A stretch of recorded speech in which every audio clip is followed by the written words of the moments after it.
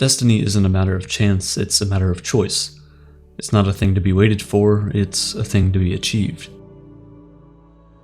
Have you ever felt like you're living a life that was designed for you? Like you've found a way to make money with your passions, you're dating your dream partner, and suddenly everything feels like it was meant to be. Some call this destiny of fate that was predetermined for you. But what is destiny? Is it a place we have no control over? A destination we would always arrive at no matter what we do? Or is destiny a matter of choice, a thing to be achieved? This concept of destiny is one that we find in the media all around us. From ancient folklore to modern comic book heroes, our society likes to tell stories about heroes and their destinies. One of the best pieces of media I've seen surrounding this topic is the 1965 novel by Frank Herbert, Dune. For most, Dune is just another Hollywood blockbuster, but to me, Dune isn't just a story. It's rich with philosophical questions about destiny, morality, humanity, and personal identity. This is the Philosophy of Dune. The story of Dune is based on a straightforward assumption that humans are adaptable. The people in Dune, who live almost 10,000 years in the future, have learned how to adapt to changing planetary environments, repeatedly restart their lives and governments, and turn seemingly inhospitable environments to their advantage.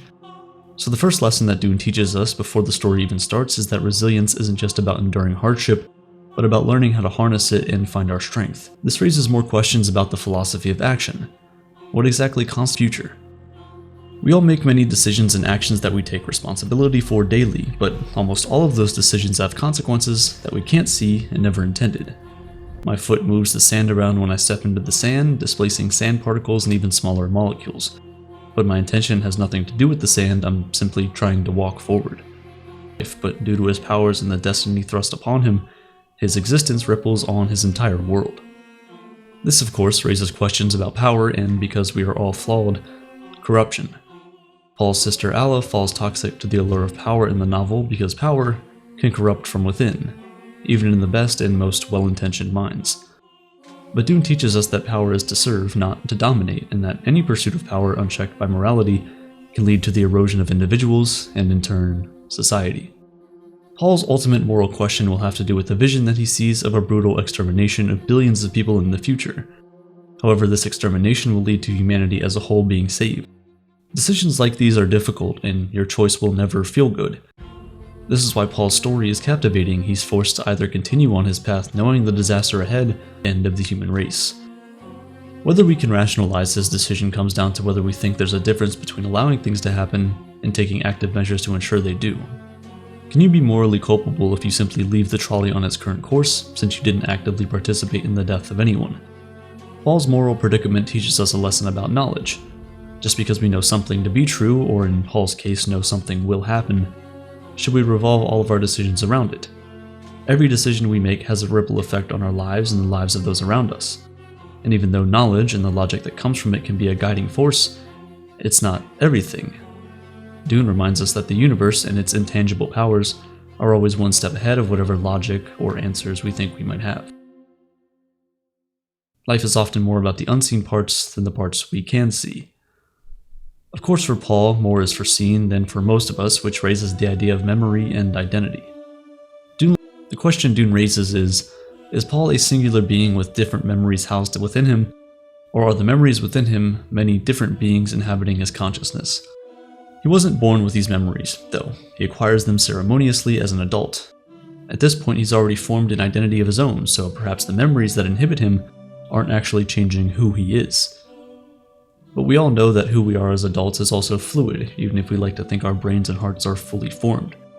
We might have a strong sense of self, but our identity continues to shift.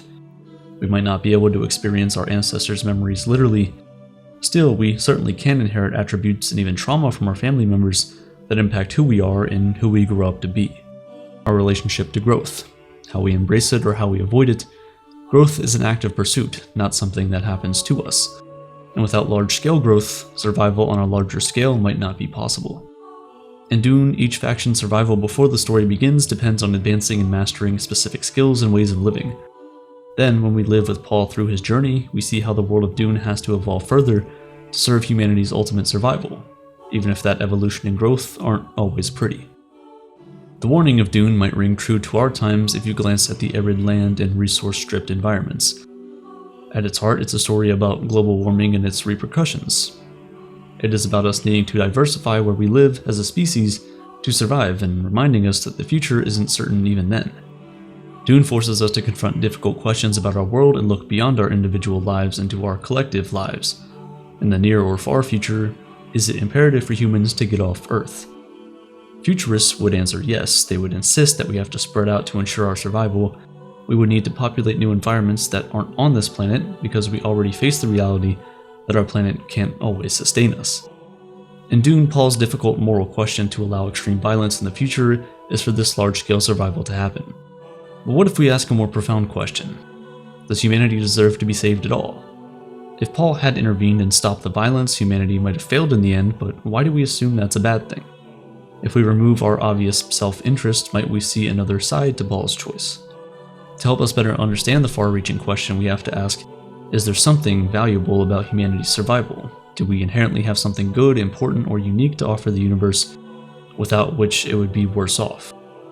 Things get tricky. We drain natural resources and start wars, and we have arguably pushed ourselves and our natural world closer to the brink of disaster than if we hadn't been here in the first place. Maybe, theoretically, the survival of the human race isn't what we, or Paul, should prefer. If the only way for humanity to expand in Dune is through the violence and tyranny, maybe it isn't worth it. Everything does come to an end at some point. One benefit we might present in our favor as a race is the creation of aesthetic beauty. Art, music, and intellectually creative pursuits can be left behind and learned from. Humans are uniquely suited to make these things. We innovate and we create.